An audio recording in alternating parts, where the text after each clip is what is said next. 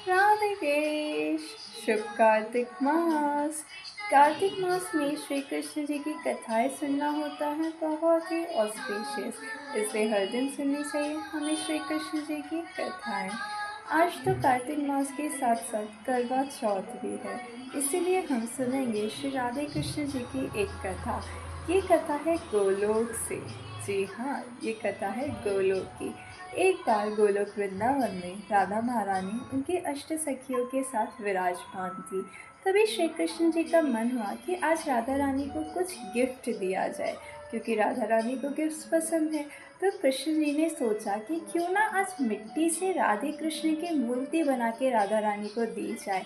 और जैसे ही मन में ये आइडिया आया, कृष्ण जी ने मिट्टी इकट्ठी की और बहुत सुंदर सी मूर्ति बनाई राधे कृष्ण जी की, और वो राधा रानी के पास लेके पहुंच गए। और उन्होंने कहा, राधे देखो, मैं ये तुम्हारे लिए लाया हूँ, कैसी लगी?" राधा रानी ने देखा और कहा, अच्छी नहीं है।" कृष्ण ने कहा, तुम्हें पसंद नहीं आई? कोई बात नहीं, मैं फिर से बनाता हूँ।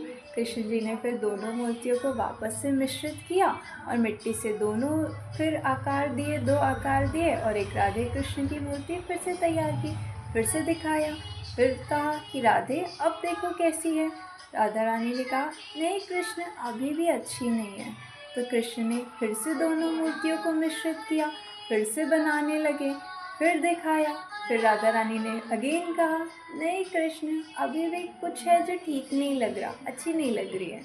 तो कृष्ण ने फिर दोनों मूर्तियों को मिश्रित किया और फिर बनाने लग गए, और सोच रहे थे आज राधा रानी को पसंद क्यों नहीं आ रही है, लेकिन मैं भी ऐसी मूर्ति बना के ही रहूँगा जो राधा रानी को पसंद आ जाए। और पूरी निष्ठा के साथ फिर से राधे कृष्ण की मूर्ति बनाना उन्होंने शुरू कर दिया। इतने में विशाखा सखी ने कहा, ओ राधे, क्यों तंग कर रही हो उसे? इतनी सुंदर तो मूर्ति बना के लाया था, तुम्हें क्यों पसंद नहीं आई भला?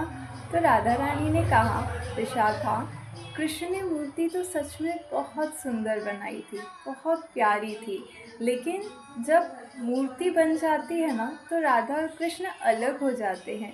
लेकिन जब मैं उसे कहती हूँ कि नहीं, पसंद नहीं आई, तो वो दो राधे कृष्ण को वापस से मिश्रित कर देता है, और वो मिश्रित हुए राधे कृष्ण मुझे ज़्यादा पसंद आते हैं।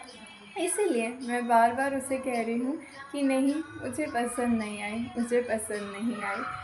तो ये सुन के विशाखा रानी भी प्रसन्न हो गई, और राधा रानी ने इस कथा से, इस प्यारी सी लीला से हमें सिखाया कि प्रेम का वास्तविक स्वरूप होता है क्या।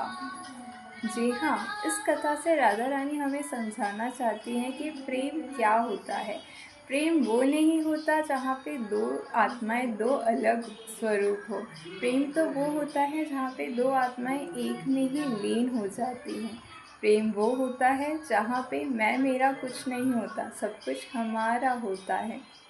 प्रेम वो होता है जहाँ पे हम कंप्लीटली समर्पित हो जाते हैं अपने प्रेम के लिए। प्रेम वो होता है जहाँ पे हमारी खुशी से बढ़कर हमारे लिए हमारे प्रेमी की खुशी हो जाती है।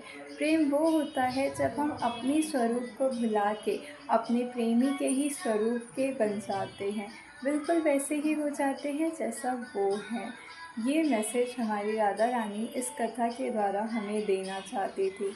तो जो कोई भी वास्तव में प्रेम तक पहुंचना चाहता है, उसे राधा महारानी की शरण ग्रहण करनी चाहिए, ताकि प्रेम की देवी श्रीमती राधा महारानी का आशीर्वाद मिले और हम सभी को वो शाश्वत प्रेम मिल सके जो वास्तव में प्रेम है, जो किसी भी इच्छाओं के लिए नहीं है, किसी भी पर्सनल बेनिफिट के लिए नहीं है, बस समर्पण का एक भाव है जो सबसे प्यारा है।